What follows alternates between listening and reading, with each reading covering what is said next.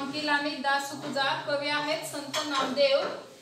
जन्म आहे 1270, मृत्यू आहे 1350.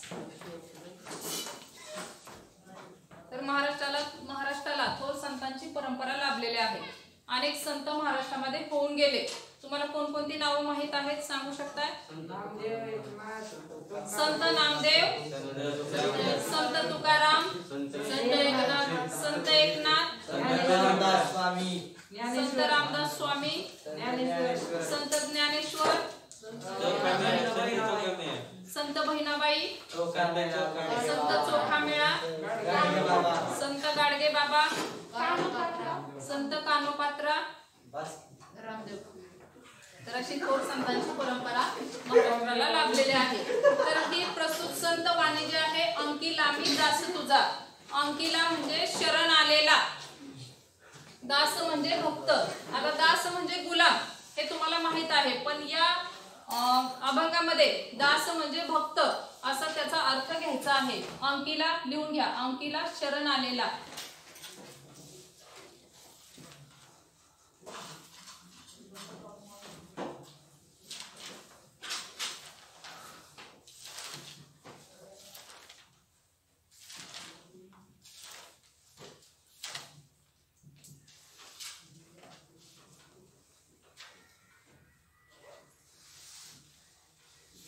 दास भक्त.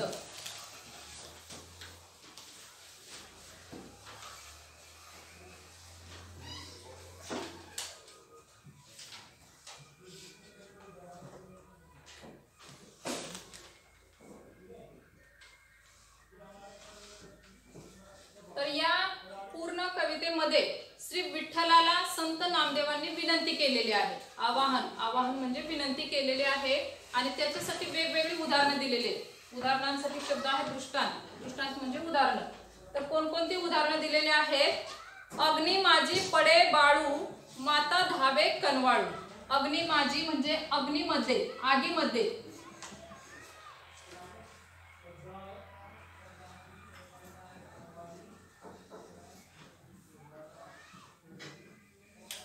पहा इथं वेलांटी वगैरे सगळं वेगळं आहे. आता शेवटी आपला मराठीचा शुद्ध लेखनाचा नियम आहे की शेवटचं जे अक्षर म्हणजे वेलांटी असेल, उकार असेल तर दीर्घ असतं, पण इथं अभंगामध्ये वेगळं आहे. अग्नी माझी म्हणजे आगीमध्ये.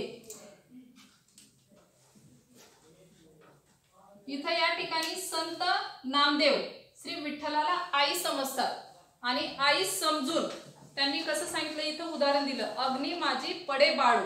बाळू म्हणजे बाळ, पडे म्हणजे पडला, बाळू बाळ.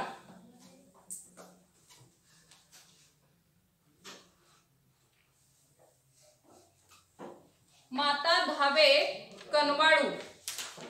कनवाळू म्हणजे दयाळू. धावे म्हणजे धावत जाते. माता म्हणजे आई. माता आई. धावे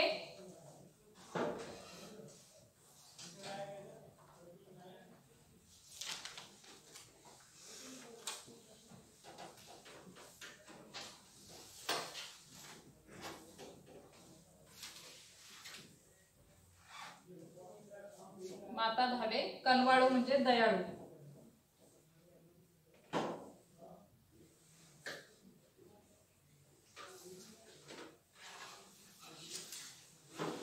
पहा पहिला दृष्टांत काय दिलाय, आई आणि बाळाचा. काय सांगितलेलं आहे की संत नामदेव हे श्री विठ्ठलाला आई समजतात आणि आई समजून संत नामदेव काय म्हणतात की या विठ्ठल रूपी मातेने या आपल्या बाळाचा म्हणजे संत नामदेवांचा आईसारखा सांभाळ करावा. आणि त्याच्यासाठी त्यांनी उदाहरण काय दिलेलं आहे, या आई आणि बाळाचं. काय उदाहरण दिलेलं आहे की समजा आगीमध्ये बाळ चुकून पडला तर काय करते आई. आई कशी दयाळू आई, त्याचं रक्षण करण्यासाठी धाव घेते. धावे म्हणजे धावत जाते, धाव घेते. तर तशा प्रकारे मी सुद्धा एखाद्या संकटात सापडलो तर श्री विठ्ठलांनी आई म्हणून माझा सांभाळ करावा किंवा मला त्या संकटातून बाहेर काढावं. पहिलं उदाहरण कोणाचं दिलं, आई आणि बाळ.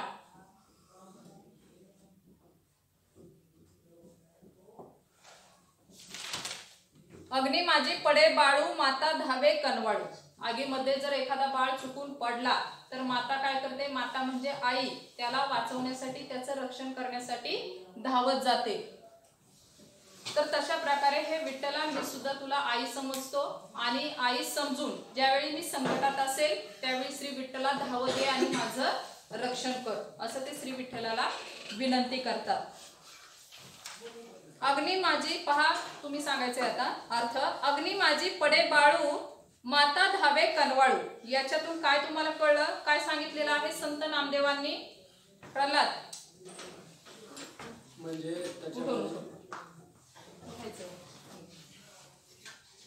त्याच्यामध्ये की पहिला पॅराग्राफ ना, त्याच्यामध्ये पुस्तक आहे का तुझ्याकडे? त्याच्यामध्ये ज्यावेळेस एखादं बाळ आगीमध्ये पडतं, एखादं बाळ आगीमध्ये पडलं त्यावेळेस जी आई असते ती दावे असते, मग ती त्याचं रक्षण करण्यासाठी धाव घेते.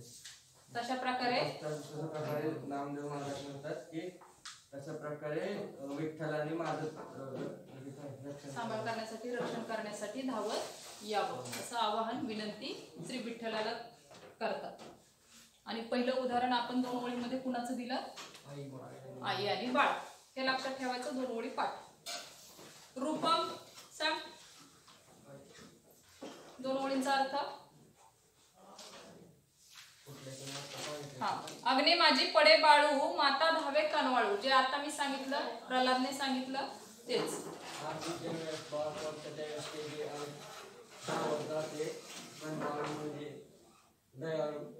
दयाळू आई त्याला वाचवण्यासाठी धावत जाते. त्याचप्रमाणे हे श्री विठ्ठला हा ठीक आहे, वाचवण्यासाठी धावत येईल. ठीक आहे, छान. बस. पुढचं आहे उदाहरण. हा पुढे लिहिले. तैसा धावे माझिया काजा. काज म्हणजे काम. तैसा धावे माझिया काजा. काज म्हणजे काम. लिहून घ्या. काज म्हणजे काम, पैसा म्हणजे तसा.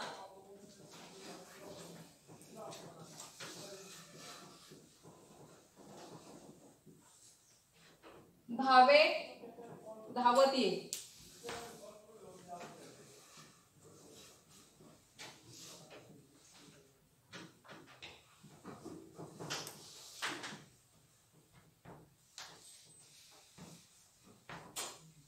माझ्या म्हणजे माझ्या.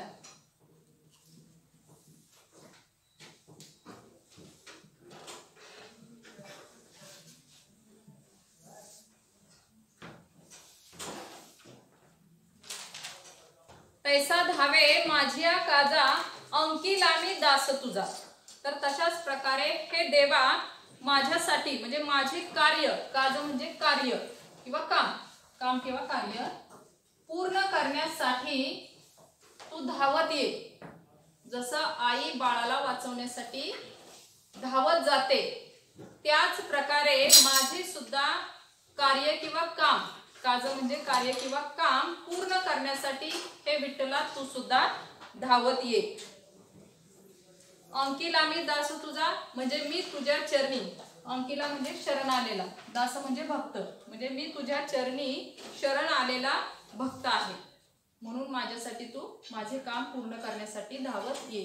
जसं आई बाळासाठी धावते तसं श्री विठ्ठला माझ्यासाठी तू धावत ये, असं या 4 ओळींमधून सांगितलेलं आहे. पहा हे शब्दार्थ आहे. शब्दार्थ व्यवस्थित लक्षात ठेवायचे, कारण परीक्षेला आपल्याला पुढील शब्दांचे अर्थ कवितेतून शोधून लिहा असं येतं. तर इथं समजा तुम्हाला काम हा शब्द दिला तर कवितेतून आपण शोधायचा त्याच्यासाठी अर्थ म्हणजे काज, किंवा भक्त येतं त्याच्यासाठी कवितेतला शब्द दास. अशा प्रकारे शब्दार्थ सुद्धा लक्षात ठेवायचे.